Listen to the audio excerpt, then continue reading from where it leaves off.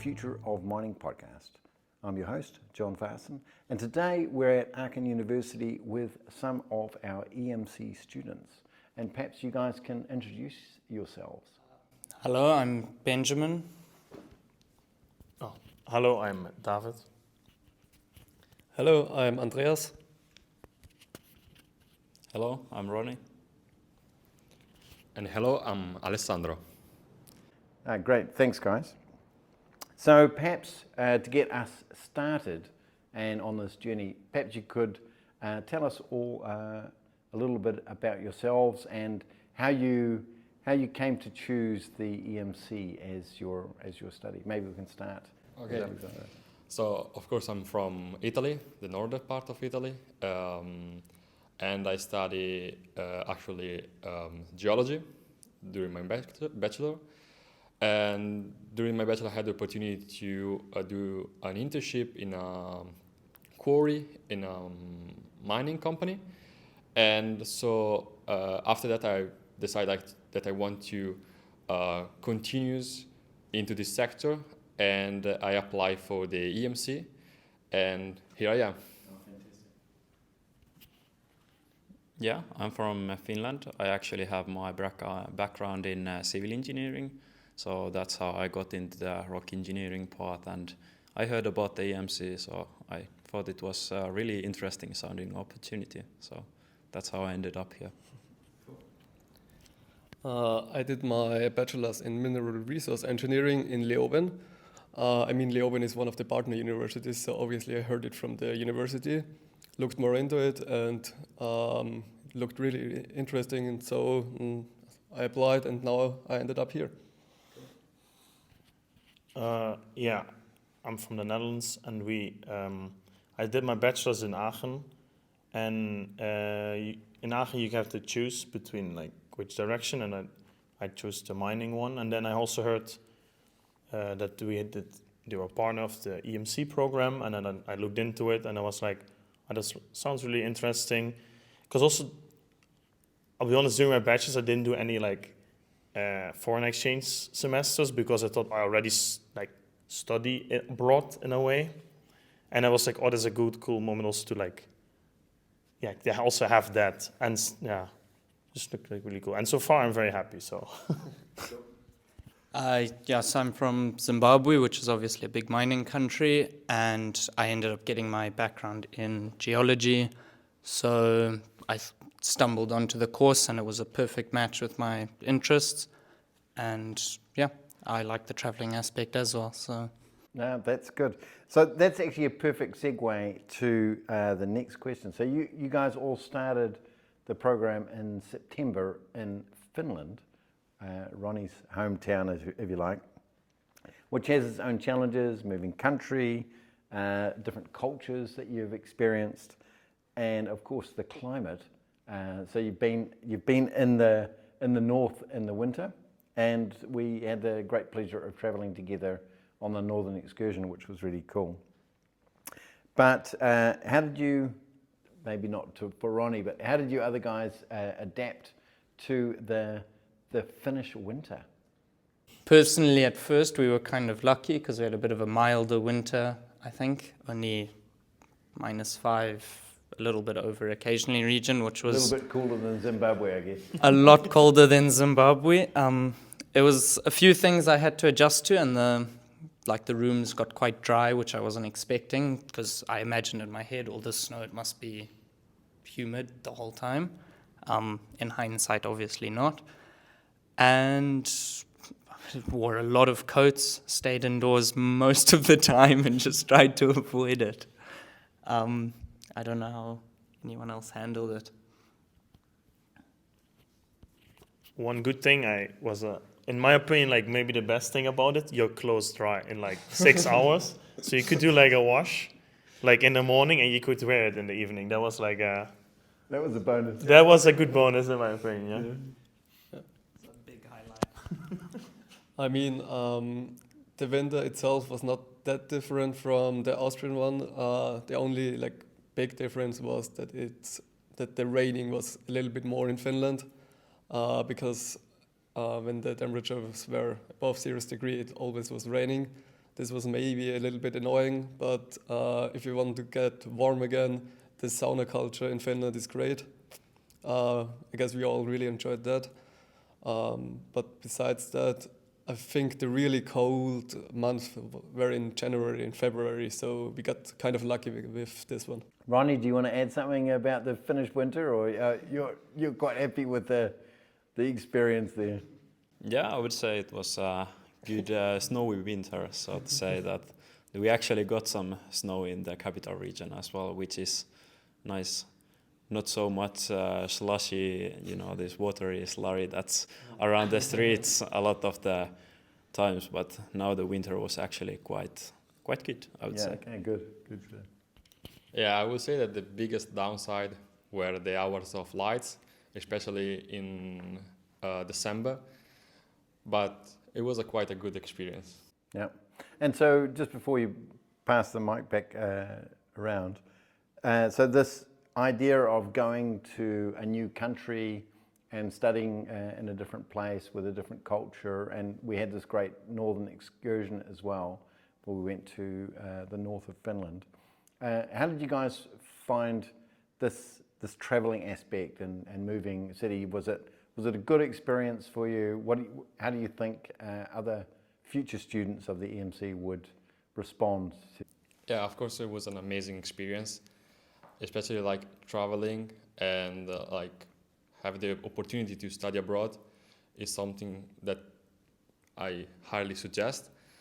And you of course have to adapt a little bit, for example, for the food, the weather, and so on. But it's part of the journey. It's part of the EMC experience.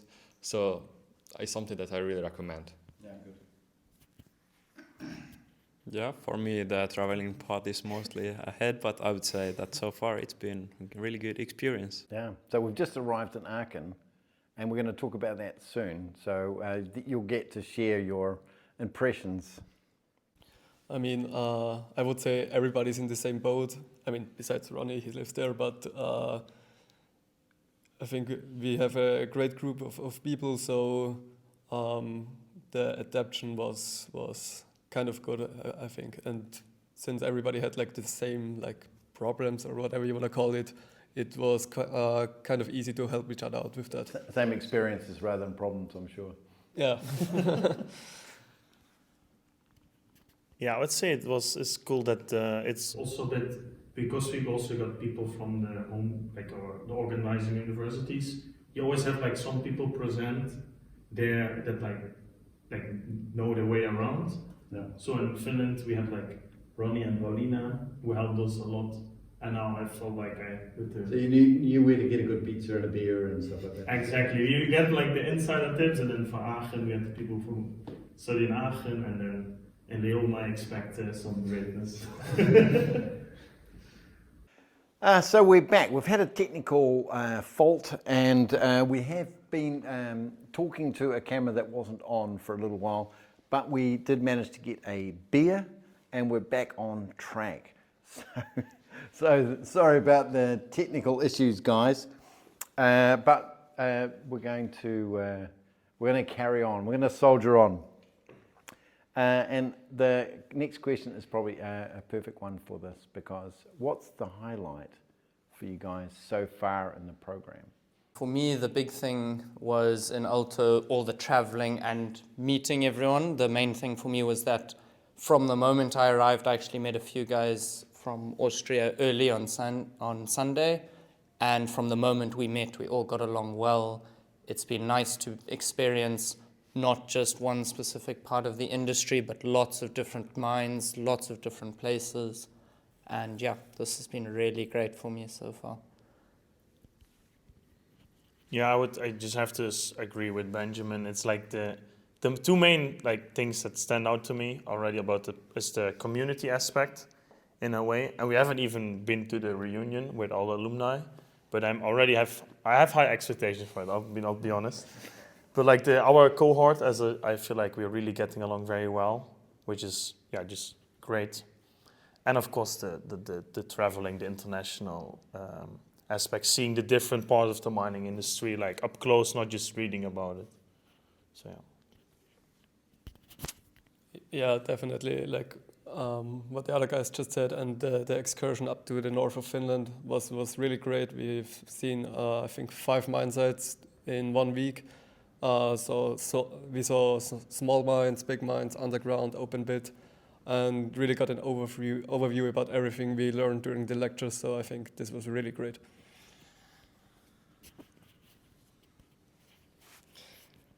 Yeah, I think the highlight is that we are not just colleagues at the university, but we do everything together.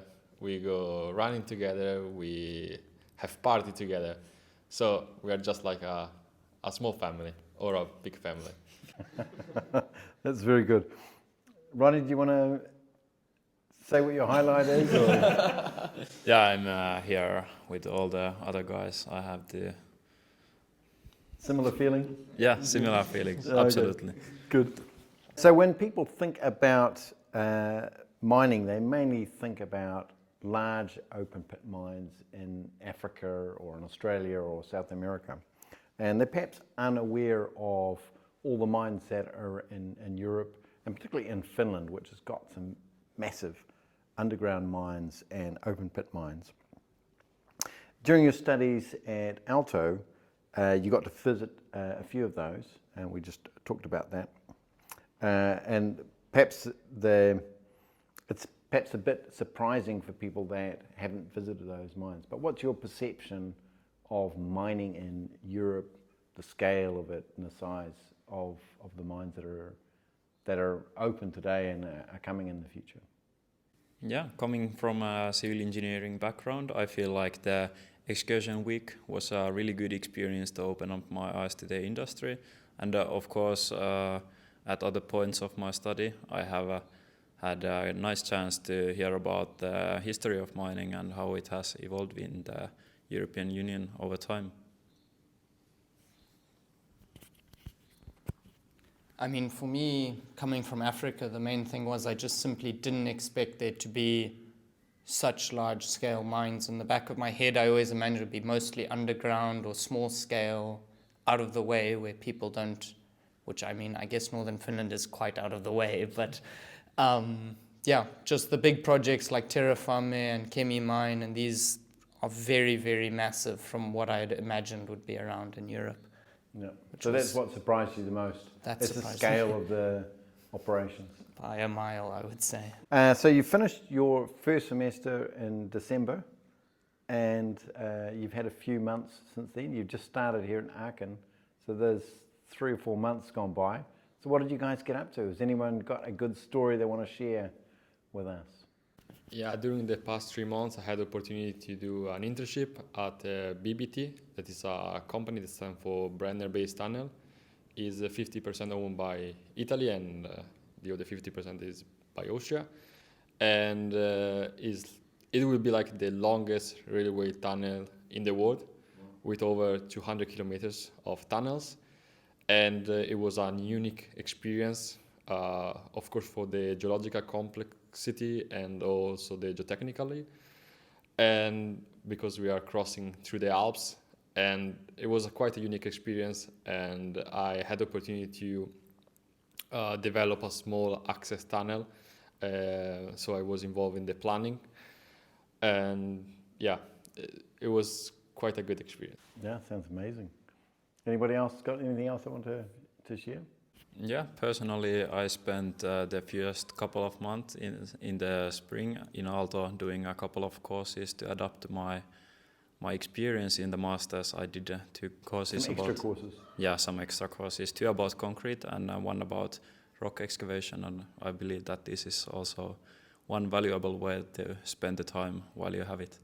To give a less productive, I guess you could say, use of the 3 months, I took advantage, being not from Europe, of having so many friends around the country to travel and see as many of their different countries as I could with obviously the best type of guide, a local guide. So I went to France and Spain and Italy, Austria and Hungary, and just took advantage of my friends to see what they had in their hometown. Sounds like a good way to spend your time, right? So you guys have now arrived in Aachen, I guess last week. So how have you settled in? So far, it's been a lot easier than it was in Alto because we've obviously now know each other very well and we've all had help. So not really too many hiccups, and the housing situation and everything was all pre-organized for us. So it was pretty smooth, I'd say, on my side. We've had people like David to take us around and show us the local spots and everything that So is you know where good. the beer and the pizzas are. Exactly. Yeah, of course, for me it was quite easy because I did my bachelor's here. But yeah, for me it was also a lot of fun to like show everyone around a bit how about. And then it's like the community aspect again I mentioned earlier, because like in Finland, Ronnie took care of us, and then now it's like I feel like it's our turn, and then in Leoben it will be the Austrians' turn. So it's like it's very family feeling. Yeah. Yeah, I really don't have much to add to that, but it's really an advantage to have like people who studied at the different countries, at the different universities, who can help you with the small like things, I would say, and to also show you the city from like a local, from the local perspective. So that's really an advantage, and I think we did this quite good because, as David said, he's showing us around here, Ronnie in Helsinki, and I guess I will take care of Leoben then. So that's quite good, yeah. And Ronnie, this is your first time away, effectively, right? You've been in your hometown for the first semester, and now you're in the foreign extremes of Aachen. So how are you finding it? Yeah, so far I feel like it's been really good. Obviously, it helps that we are such a tight group that has gotten along in Aalto already, so it's really given a smooth start for the studies here in Aachen. Yeah, I would say that for the non-native German speaker, we are still struggling a little bit with the language, but we are working on it. And yeah, it will be fun for sure. So do you guys have any tips for potential EMC students about Aachen or actually about Espoo or where Aalto University is next to Helsinki? Yeah, I don't have fear to go study abroad. Of course, it's a little bit intimidating to go study in another country, to have to meet new people, different cultures, different weather conditions, but it's part of the game. Yeah, get to know each other, enjoy your time while you are studying, and yeah, that's about it. I'm with Alessandro in this. No, I just wanted to add that since like everybody will be in the same boat, like many of you or like many of us had the same problems, and it's good to help each other out. So like you not need to solve the problems by your own, because there's a pretty high chance that somebody else has the same problems. I would say definitely for the EMC as well. It's like you got the community, you got the people like your cohort, but you got the alumni, you got the whole network. I think if you want to like succeed also as a mining engineer, like it's good to get the connections, and that's all, like, and get the experiences, not just your one local town, let's say, but like get all the international experiences, because mining is very international.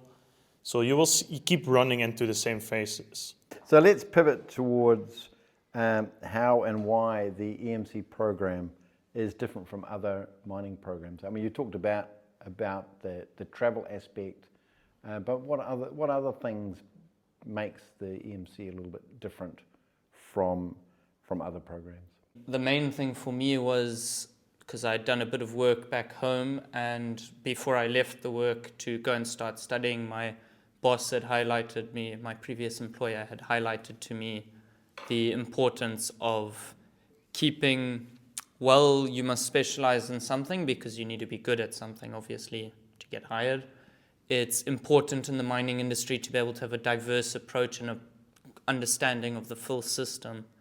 And one of the key things for me that made the EMC stand out, that makes it different to other courses, is that you don't just learn one specific type. We're not learning open pit mining or underground or geology, or we're covering a large area, but we are still covering it in a way that we can specialize.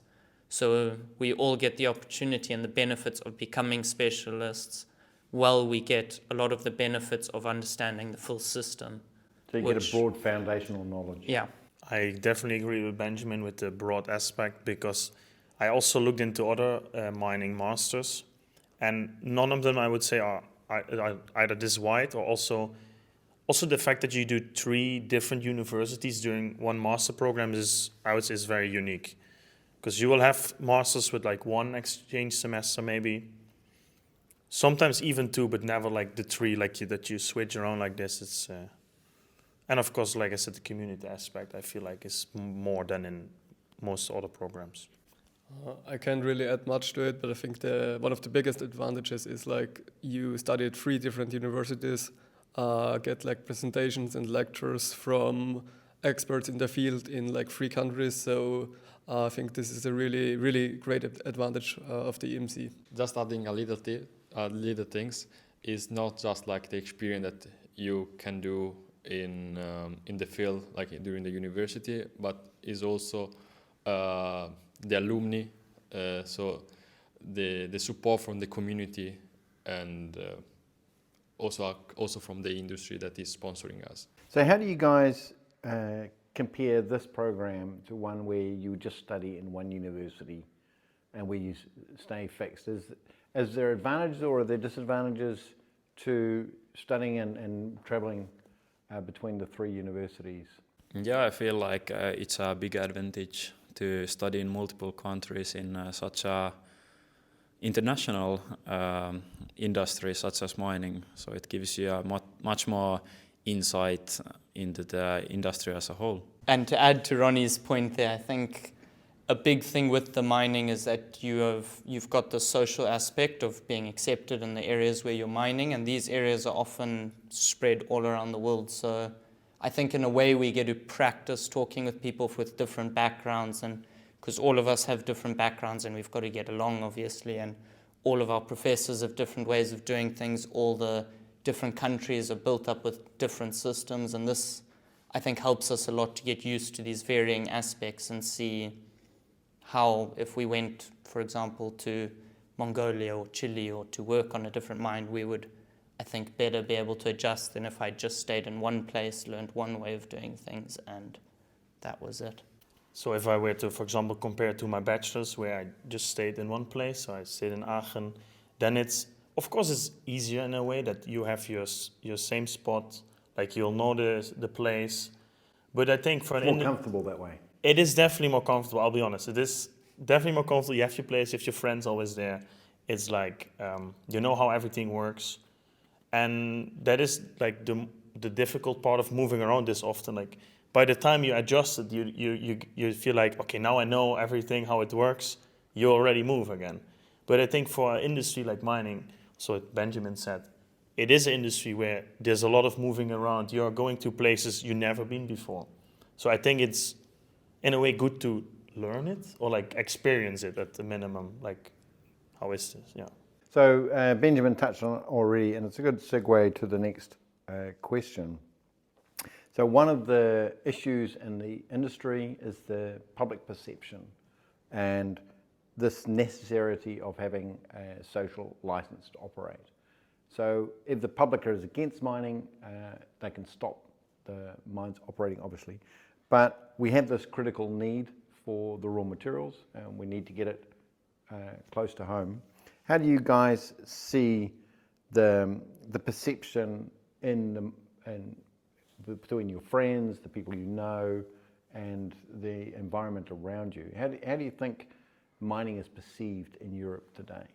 I would say I'm also from a maybe it's more not the most average background, because I'm from an old gold mining town, and there definitely because it was a big hit when the mines closed back in the 70s, but I would say nowadays, at least in this region, people are also getting pride in that they're from this region. So it is, I would say, for regions like this, it's definitely the last 10 years it's been a big increase in support for it.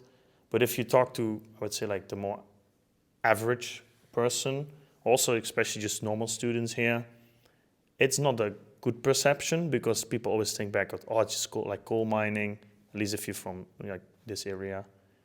and then it's like, but it's so much more. And I do think there's a lot to be done in the public perception of like how mining is, because we've long moved past from the 70s. Like it's, yeah. Yeah, absolutely.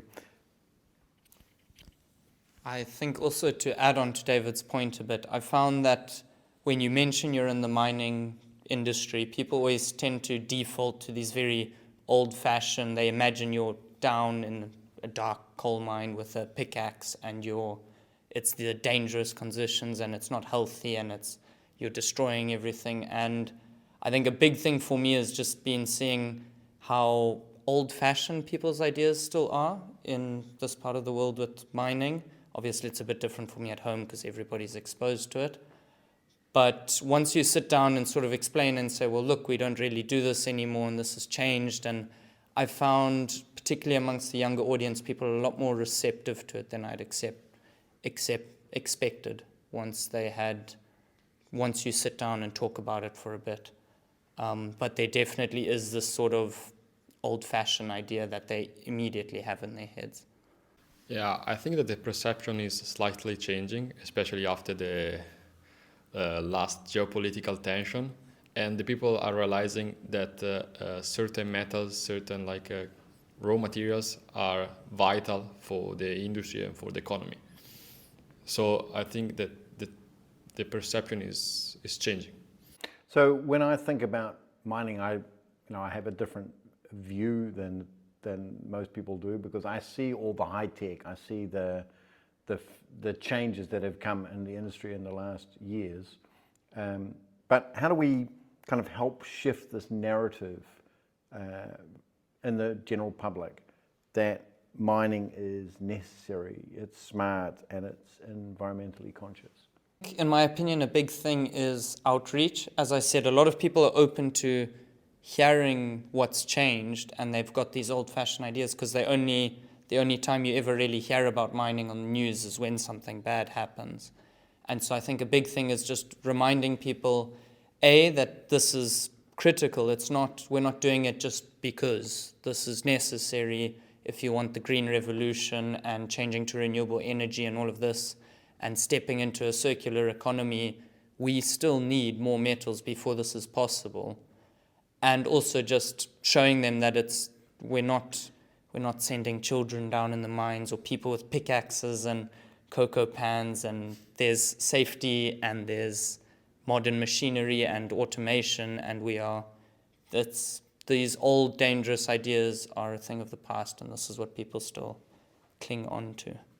To add to that point, I would also think going into the more, because like all the high tech stuff is so popular, so like I would say like you have all the big companies everyone knows, and it's like, but mining also has this aspect. There's so much in like high tech going there, like what you call maybe like can be used there, and I think maybe it would also be a good thing to show people also like mining is not this old fashioned thing from the past. It's like it's there, we need it in the future, and also it's very high tech at the same time.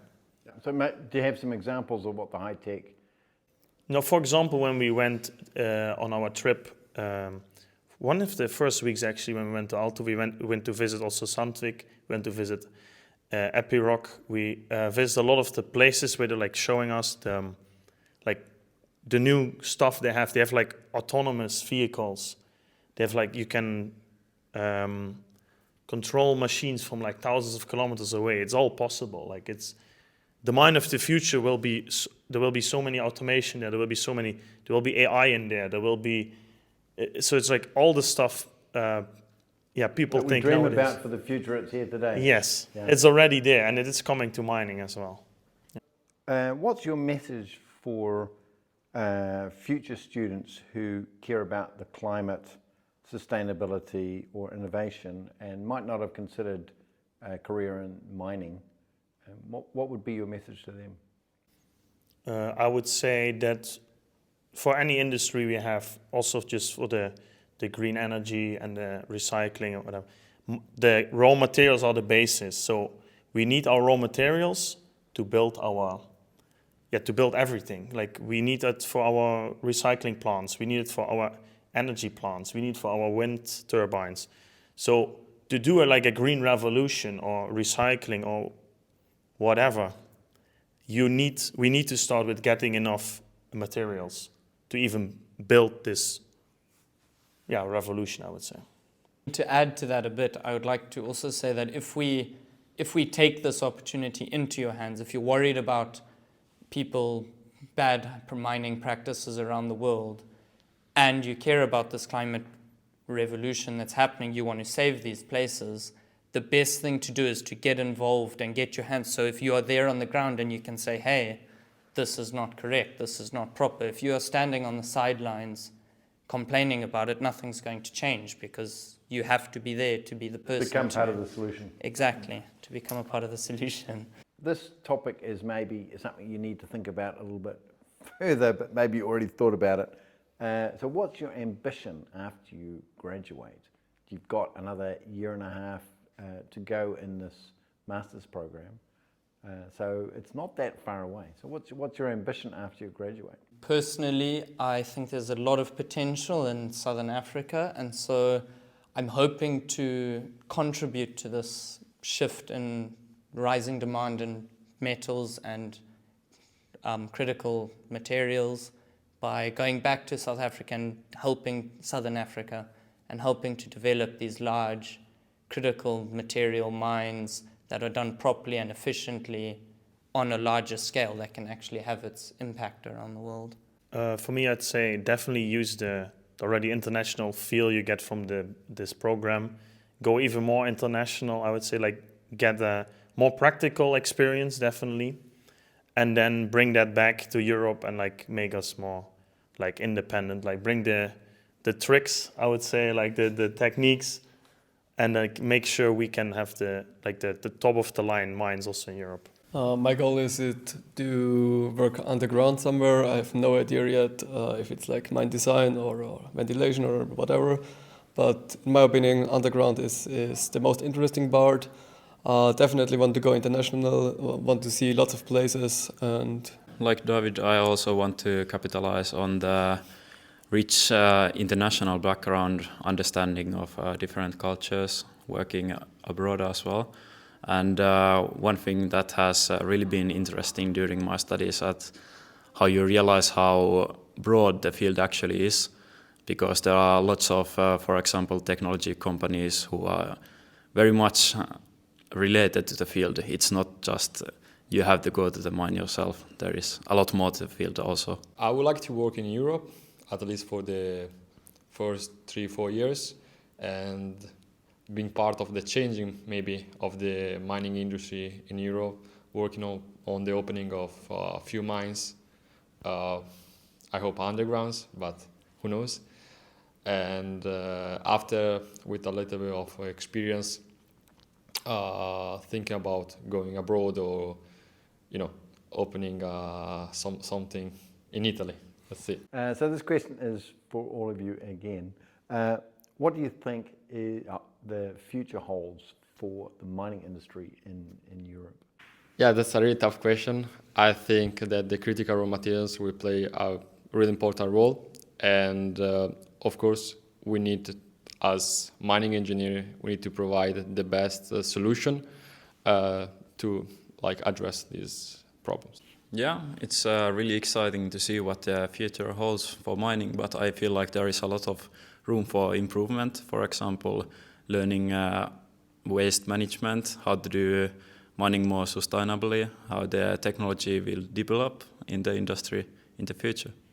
I also think that the technology is a really important part in this question, because especially in the future, we as mining engineers need to go for lower grades, to recover the lower grades in mineral resources. And for that, we need to develop new technologies to recover these kind of minerals. I would say also, if you look at the news recently and the last few years, we definitely see our global supply chains are very much vulnerable, I would say. So it also definitely shows the act that we do as in Europe. We need to be more independent for our critical raw materials. And so I think that just shows we have to have more mining in Europe. There's just no way around it. And to have more mining in Europe, we need more miners, we need more mining engineers, we need the industry, and we need the people behind us, like to convince the people that we do need this. We need the social support to say. But I do think I see it very positively. I do think we can manage this, and that's part of the reason why I'm here. And I'm similar line of thought as David. I think a lot of, with what's happening around the world these days, a lot of people in Europe are realizing this need for independence, or at least a diversity of supply for these metals. And a lot of deposits are being found, even if they are lower grade than outside of Europe. And there's a lot of work being done to build this sort of independence and keep us out of this more fragile, easy to change reliance on other places around the world, which I think is very important. Thank you guys. I really appreciate the insights that you've shared with us and the time that you shared. And I enjoyed the conversation. I thought it was really great. And I hope our audience also gained some insights into the European mining course and what it is all about, what it's like to study in these three great cities. And if you're interested in learning more about this, I'll put some links in below where you can look at the FEMP website to gain a bit better understanding. And if you liked what you heard, please give us a like. And if you want to see more, don't forget to subscribe. And until next time, bye.